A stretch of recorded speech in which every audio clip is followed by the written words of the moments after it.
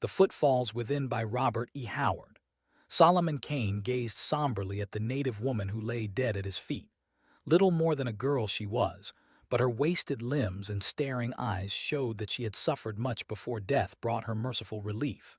Kane noted the chain galls on her limbs, the deep crisscross scars on her back, the mark of the yoke on her neck. His cold eyes deepened strangely, showing chill glints and lights like clouds passing across depths of ice. Even into this lonesome land they come, he muttered. I had not thought. He raised his head and gazed eastward. Black dots against the blue wheeled and circled. The kites mark their trail, muttered the tall Englishman. Destruction goeth before them, and death followeth after. Woe unto ye, sons of iniquity, for the wrath of God is upon ye. The cords be loosed on the iron necks of the hounds of hate, and the bow of vengeance is strung. Ye are proud-stomached and strong, and the people cry out beneath your feet. But retribution cometh in the blackness of midnight and the redness of dawn. He shifted the belt that held his heavy pistols and the keen dirk, instinctively touched the long rapier at his hip, and went stealthily but swiftly eastward. A cruel anger burned in his deep eyes like blue volcanic fires burning beneath leagues of ice, and the hand that gripped his long, cat-headed stave hardened into iron. After some hours of steady striding, he came within hearing of the slave train that wound its laborious way through the jungle. The piteous cries of the slaves, the shouts and curses of the drivers, and the cracking of the whips came plainly to his ears. Another hour brought him even with them, and gliding along through the jungle parallel to the trail taken by the slavers, he spied upon them safely. Kane had fought Indians in Darien and had learned much of their woodcraft. More than 100 natives, young men and women, staggered along the trail, stark naked and made fast together by cruel yoke-like affairs of wood. These yokes, rough and heavy, fitted over their necks and linked them together, 2 by 2. The yokes were in turn fettered together, making one long chain. Of the drivers, there were 15 Arabs and some 70 black warriors, whose weapons and fantastic apparel showed them to be of some eastern tribe, one of those tribes subjugated and made Moslems and allies by the conquering Arabs. 5 Arabs walked ahead of the train with some 30 of their warriors, and 5 brought up the rear with the rest of the Negro warriors. The rest marched beside the staggering slaves, urging them along with shouts and curses and with long, cruel whips which brought spurts of blood at almost every blow. These slavers were fools as well as rogues, reflected Kane. Not more than half of them would survive the hardships of the trek to the coast. He wondered at the presence of these raiders, for this country lay far to the south of the districts which they usually frequented. But avarice can drive men far, as the Englishman knew. He had dealt with these gentry of old. Even as he watched, old scars burned in his back, scars made by Moslem whips in a Turkish galley, and deeper still burned Kane's unquenchable hate. The Puritan followed, shadowing his foes like a ghost, and as he stole through the jungle, he racked his brain for a plan. How might he prevail against that horde? All of the Arabs and many of their allies were armed with guns, long, clumsy firelock affairs, it is true, but guns just the same, enough to awe any tribe of natives who might oppose them. Some carried in their wide girdles long, silver-chased pistols of more effective pattern, flintlocks of Moorish and Turkish make. Kane followed like a brooding ghost in his rage, and hatred ate into his soul like a canker. Each crack of the whips was like a blow on his own shoulders. The heat and cruelty of the tropics play queer tricks. Ordinary passions become monstrous things. Irritation runs to a berserker rage. Anger flames into unexpected madness, and men kill in a red mist of passion, and wonder, aghast, afterward. The fury Solomon Kane felt would have been enough at any time and in any place to shake a man to his foundation. Now it assumed monstrous proportions, so that Kane shivered as if with a chill. Iron claws scratched at his brain, and he saw the slaves and the slavers through a crimson mist. Yet he might not have put his hate-born insanity into action had it not been for a mishap. One of the slaves, a slim young girl, suddenly faltered and slipped to the earth, dragging her yoke-mate with her. A tall, hook-nosed Arab yelled savagely and lashed her viciously. Her yoke-mate staggered partly up, but the girl remained prone, writhing weakly beneath the lash but evidently unable to rise. She whimpered pitifully between her parched lips, and other slavers came about her, their whips descending on her quivering flesh in slashes of red agony. A half-hour of rest and a little water would have revived her, but the Arabs had no time to spare. Solomon, biting his arm until his teeth met in the flesh as he fought for control, thanked God that the lashing had ceased and steeled himself for the swift flash of the dagger that would put the child beyond torment. But the Arabs were in a mood for sport. Since the girl would fetch them no profit on the market block, they would utilize her for their pleasure, and their humor was such as to turn men's blood to icy water. A shout from the first whipper brought the rest crowding around, their bearded faces split in grins of delighted anticipation, while the black warriors edged nearer, their brutish eyes gleaming. The wretched slaves realized their master's intentions, and a chorus of pitiful cries rose from them. Cain, sick with horror, realized, too, that the girl's was to be no easy death. He knew what the tall Moslem intended to do, as he stooped over her with a keen dagger such as the Arabs used for skinning game. Madness overcame the Englishman. He valued his own life little. He had risked it without thought for the sake of a pagan child or a small animal. Yet he would not have premeditatedly thrown away his one hope of succoring the wretches in the train. But he acted without conscious thought. A pistol was smoking in his hand, and the tall butcher was down in the dust of the trail with his brains oozing out, before Cain realized what he had done. He was almost as astonished as the Arabs, who stood frozen for a moment and then burst into a medley of yells. Several threw up their clumsy firelocks and sent their heavy balls crashing through the trees, and the rest, thinking no doubt that they were ambushed, led a reckless charge into the jungle. The bold suddenness of that move was Cain's undoing. Had they hesitated a moment longer, he might have faded away unobserved, but as it was he saw no choice but to meet them openly and sell his life as highly as he could. And indeed it was with a certain ferocious fascination that he faced his howling attackers. They halted in sudden amazement as the tall, grim Englishman stepped from behind his tree, and in that instant one of them died with a bullet from Cain's remaining pistol in his heart. Then with yells of savage rage, they flung themselves on their lone defier. Solomon Cain placed his back against a huge tree, and his long rapier played a shining wheel about him. An Arab and 3 of his equally fiercer allies were hacking at him with their heavy curved blades while the rest milled about, snarling like wolves, as they sought to drive in blade or ball without maiming one of their own number. The flickering rapier parried the whistling scimitars, and the Arab died on its point, which seemed to hesitate in his heart only an instant before it pierced the brain of a sword-wielding warrior. Another attacker dropped his sword and leaped in to grapple at close quarters. He was disemboweled by the dirk in Cain's left hand, and the others gave back in sudden fear. A heavy ball smashed against the tree close to Cain's head, and he tensed himself to spring and die in the thick of them. Then their sheik lashed them on with his long whip, and Cain heard him shouting fiercely for his warriors to take the infidel alive. Cain answered the command with a sudden cast of his dirk, which hummed so close to the sheik's head that it slit his turban and sank deep in the shoulder of one behind him. The sheik drew his silver-chased pistols, threatening his own men with death if they did not take this fierce opponent, and they charged in again desperately. One of the black men ran full upon Cain's sword, and an Arab behind the fellow, with ruthless craft, thrust the screaming wretch suddenly forward on the weapon, driving it hilt-deep in his writhing body, fouling the blade. Before Cain could wrench it clear, with a yell of triumph the pack rushed in on him and bore him down by sheer weight of numbers. As they grappled him from all sides, the Puritan wished in vain for the dirk he had thrown away. But even so, his taking was none too easy. Blood spattered and faces caved in beneath his iron-hard fists that splintered teeth and shattered bone.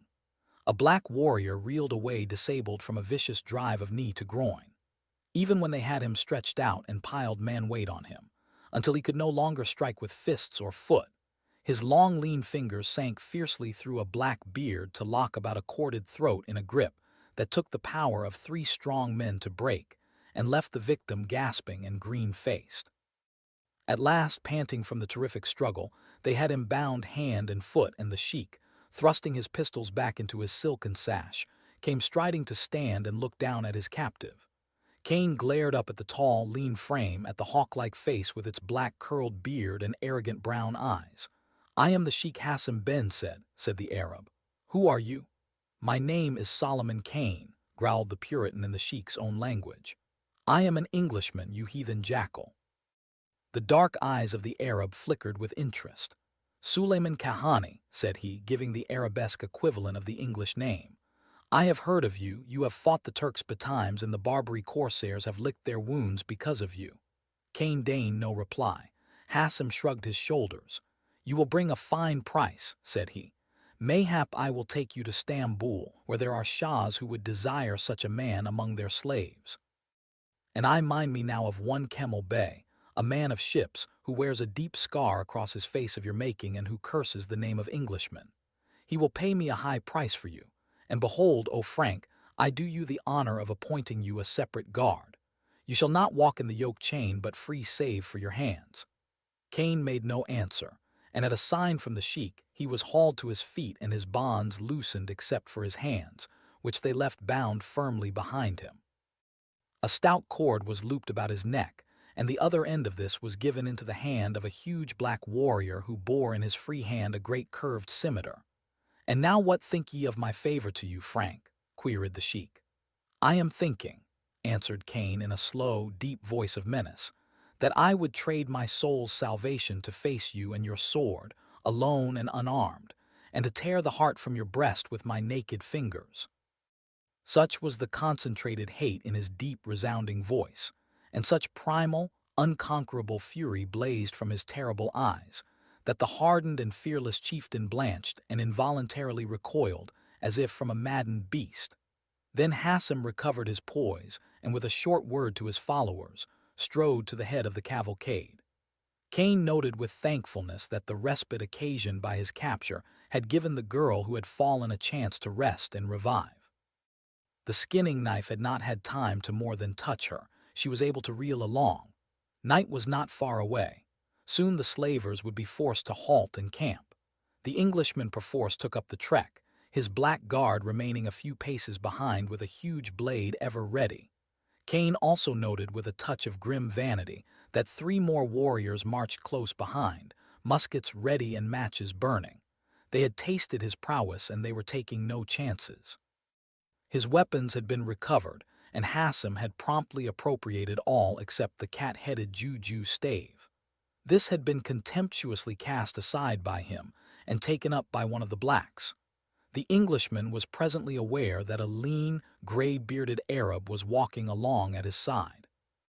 This Arab seemed desirous of speaking but strangely timid, and the source of his timidity seemed, curiously enough, the juju stave which he had taken from the black man who had picked it up, and which he now turned uncertainly in his hands. "I am Yusef the Hadji," said this Arab suddenly. "I have naught against you. I had no hand in attacking you and would be your friend if you would let me. Tell me, Frank, whence comes this staff and how comes it into your hands?" Kane's first inclination was to consign his questioner to the infernal regions, but a certain sincerity of manner in the old man made him change his mind, and he answered, "It was given me by my blood brother, a black magician of the slave coast, named Nlonga." The old Arab nodded and muttered in his beard, and presently sent a black running forward to bid Hassan return. The tall sheik presently came striding back along the slow-moving column, with a clank and jingle of daggers and sabers, with Kane's dirk and pistols thrust into his wide sash. "Look, Hassan," the old Arab thrust forward the stave, "you cast it away without knowing what you did." "And what of it?" growled the sheik. "I see naught but a staff sharp-pointed and with the head of a cat on the other end, a staff with strange infidel carvings upon it." The older man shook it at him in excitement. "This staff is older than the world. It holds mighty magic. I have read of it in the old iron-bound books, and Mohammed, on whom peace, himself hath spoken of it by allegory and parable. See the cat head upon it. It is the head of a goddess of ancient Egypt. Ages ago, before Mohammed taught, before Jerusalem was, The priests of Bast bore this rod before the bowing, chanting worshippers. With it Musa did wonders before Pharaoh, and when the Yahudi fled from Egypt they bore it with them. And for centuries it was the scepter of Israel and Judah, and with it Sulayman ben Dea drove forth the conjurers and magicians and prisoned the Efreets and the evil genii. Look, again in the hands of a Sulayman we find the ancient rod. Old Yusef had worked himself into a pitch of almost fanatic fervor, but Hassim merely shrugged his shoulders. "It did not save the Jews from bondage, nor this Sulayman from our captivity," said he. "I value it not as much as I esteem the long, thin blade with which he loosed the souls of 3 of my best swordsmen." Yusef shook his head. "Your mockery will bring you to no good end, Hassim. Some day you will meet a power that will not divide before your sword or fall to your bullets.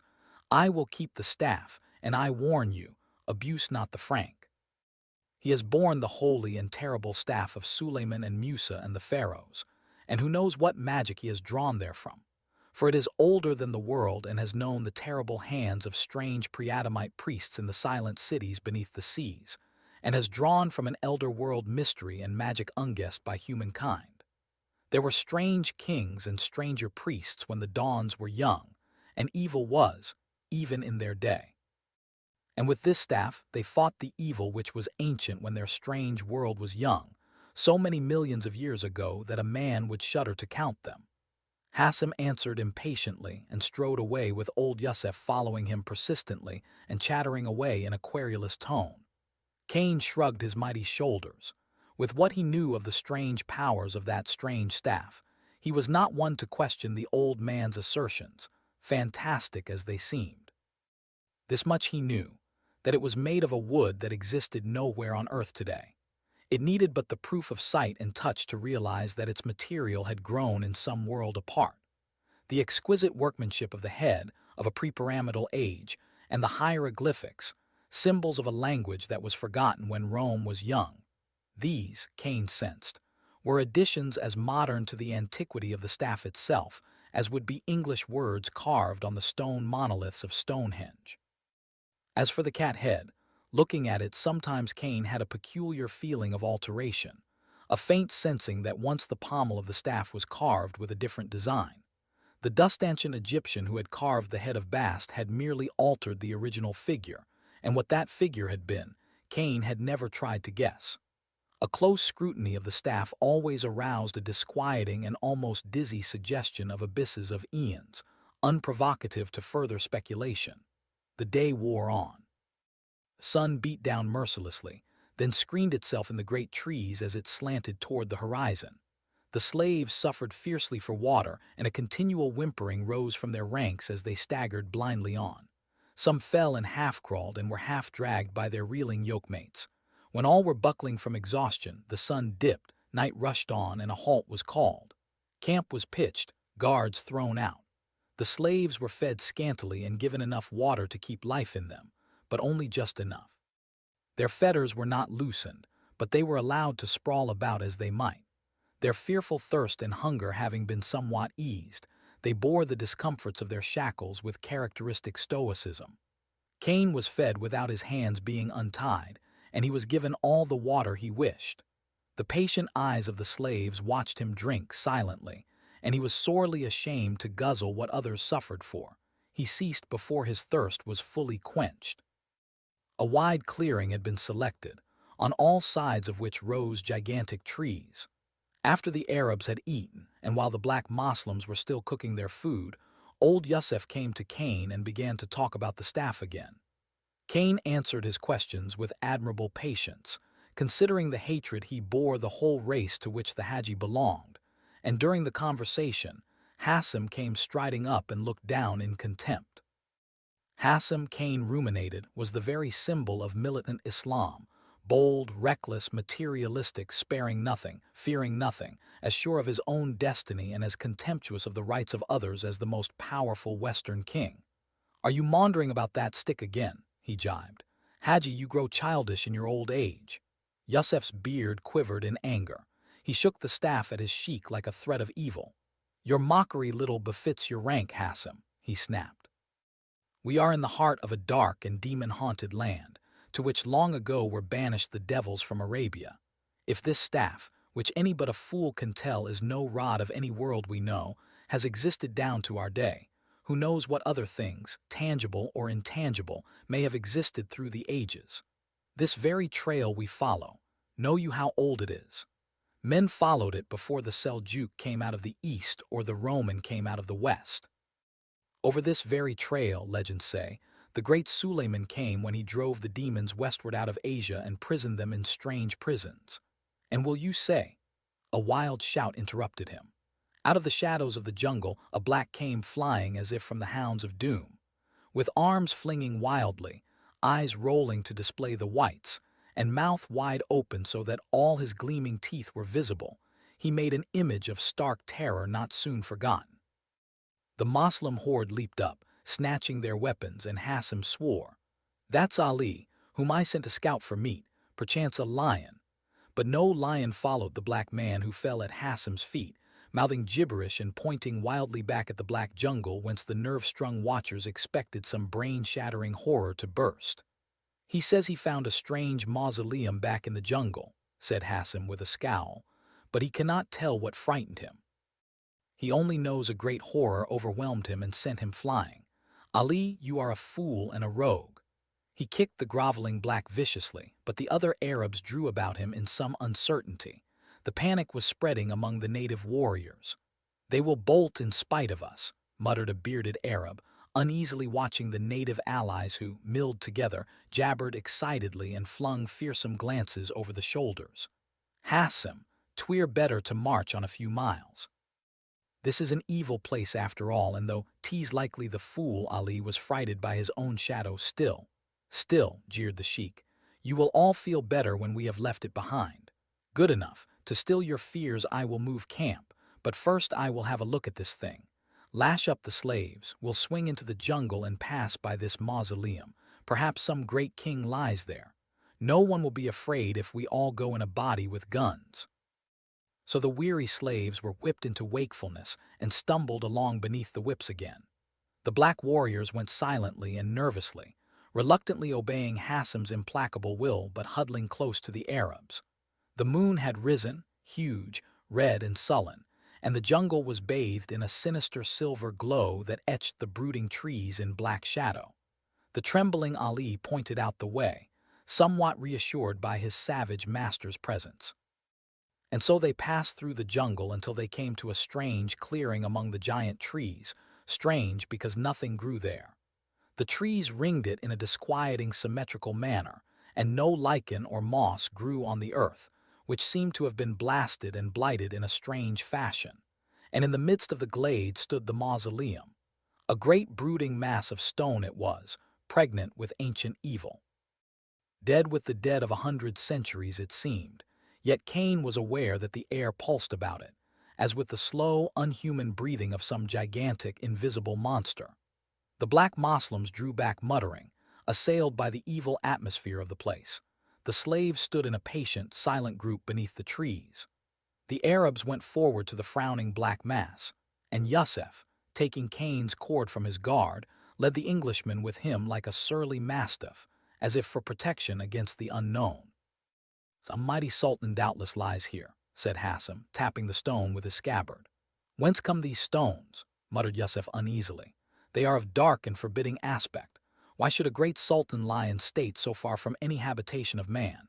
If there were ruins of an old city hereabouts it would be different." He bent to examine the heavy metal door with its huge lock, curiously sealed and fused. He shook his head forebodingly as he made out the ancient Hebraic characters carved on the door. "I cannot read them," he quavered, "and belike it is well for me I cannot. What ancient king sealed up is not good for men to disturb. Hassim, let us hence.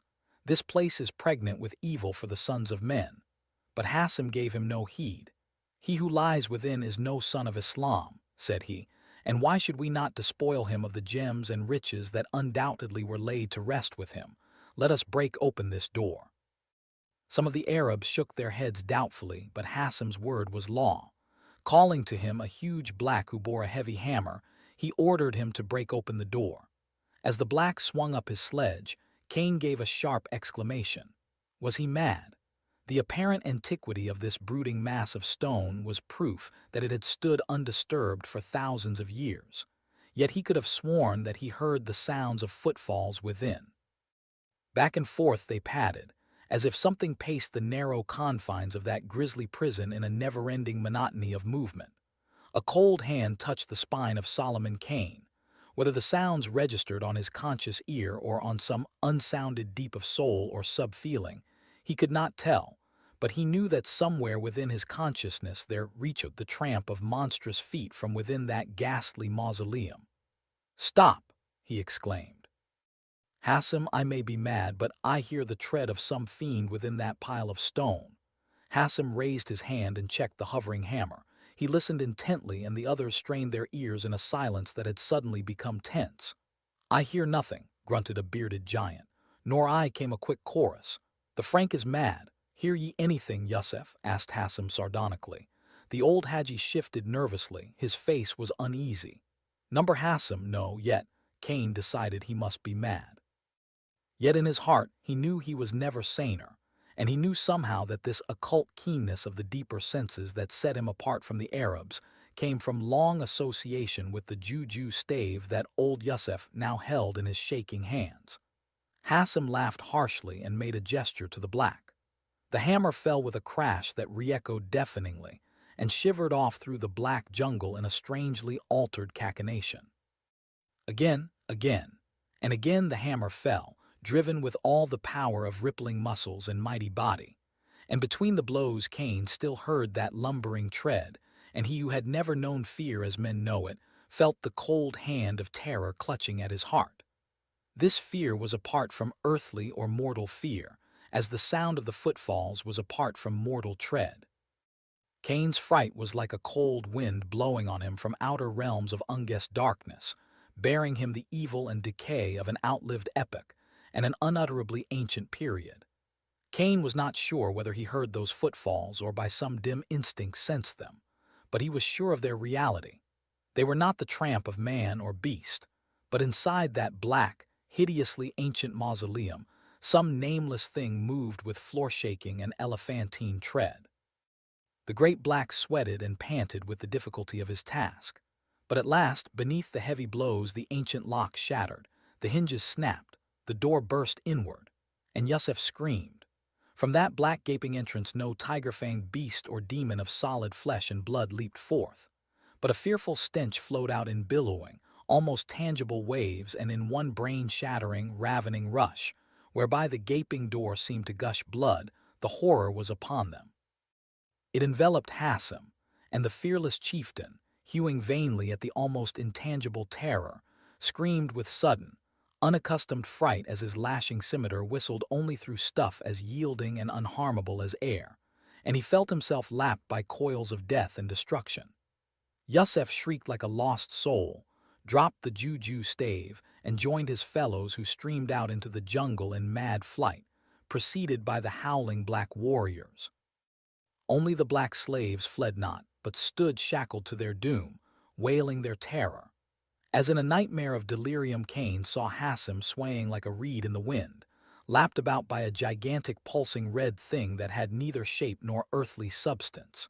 Then, as the crack of splintering bones came to him, and the sheik's body buckled like a straw beneath a stamping hoof, the Englishman burst his bonds with one volcanic effort and caught up the juju stave.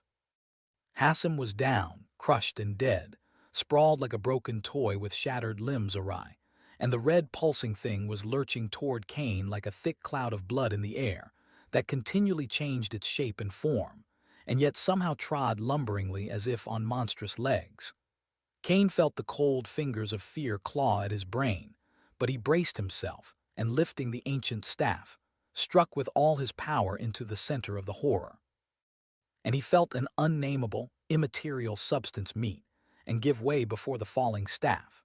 Then he was almost strangled by the nauseous burst of unholy stench that flooded the air, and somewhere down the dim vistas of his soul's consciousness re-echoed unbearably a hideous formless cataclysm that he knew was the death screaming of the monster. For it was down and dying at his feet, its crimson paling in slow surges like the rise and receding of red waves on some foul coast. And as it paled, the soundless screaming dwindled away into cosmic distances, as though it faded into some sphere apart and aloof beyond human ken. Cain, dazed and incredulous, looked down on a shapeless, colorless, all but invisible mass at his feet which he knew was the corpse of the horror, dashed back into the black realms from whence it had come, by a single blow of the staff of Solomon. The same staff, Cain knew, that in the hands of a mighty king and magician had ages ago driven the monster into that strange prison, to bide until ignorant hands loosed it again upon the world. The old tales were true then, and King Solomon had in truth driven the demons westward and sealed them in strange places. Why had he let them live? Was human magic too weak in those dim days to more than subdue the devils? Cain shrugged his shoulders in wonderment. He knew nothing of magic, yet he had slain where that other Solomon had but imprisoned. And Solomon Cain shuddered, for he had looked on life that was not life as he knew it, and had dealt and witnessed death that was not death as he knew it.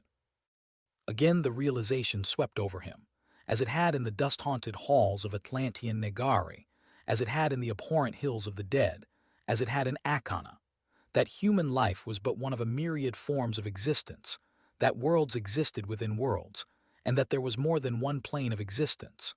The planet men call the earth spun on through the untold ages, Cain realized, and as it spawned life, and living things which wriggled about it as maggots are spawned in rot and corruption. Man was the dominant maggot now. Why should he in his pride suppose that he and his adjuncts were the first maggots, or the last to rule a planet quick with unguessed life? He shook his head, gazing in new wonder at the ancient gift of Enlonga, seeing in it at last not merely a tool of black magic, but a sword of good and light against the powers of inhuman evil forever. And he was shaken with a strange reverence for it that was almost fear. Then he bent to the thing at his feet, shuddering to feel its strange mass slip through his fingers like wisps of heavy fog. He thrust the staff beneath it, and somehow lifted and levered the mass back into the mausoleum and shut the door. Then he stood gazing down at the strangely mutilated body of Hassam, noting how it was smeared with foul slime, and how it had already begun to decompose. He shuddered again, and suddenly a low, timid voice aroused him from his somber cogitations. The captives knelt beneath the trees and watched with great patient eyes. With a start he shook off his strange mood. He took from the moldering corpse his own pistols, dirk and rapier, making shift to wipe off the clinging foulness that was already flecking the steel with rust. He also took up a quantity of powder and shot dropped by the Arabs in their frantic flight. He knew they would return no more. They might die in their flight, or they might gain through the interminable leagues of jungle to the coast, but they would not turn back to dare the terror of that grisly glade. Cain came to the black slaves and after some difficulty released them. "Take up these weapons which the warriors dropped in their haste," said he, "and get you home. This is an evil place. Get ye back to your villages, and when the next Arabs come, die in the ruins of your huts rather than be slaves." Then they would have knelt and kissed his feet, but he, in much confusion, forbade them roughly. Then, as they made preparations to go, one said to him, "Master, what of thee? Wilt thou not return with us? Thou shalt be our king." But Cain shook his head. "I go eastward," said he, and so the tribespeople bowed to him and turned back on the long trail to their own homeland. And Cain shouldered the staff that had been the rod of the pharaohs and of Moses and of Solomon and of nameless Atlantean kings behind them, and turned his face eastward, halting only for a single backward glance at the great mausoleum that other Solomon had built with strange arts so long ago, and which now loomed dark and forever silent against the stars.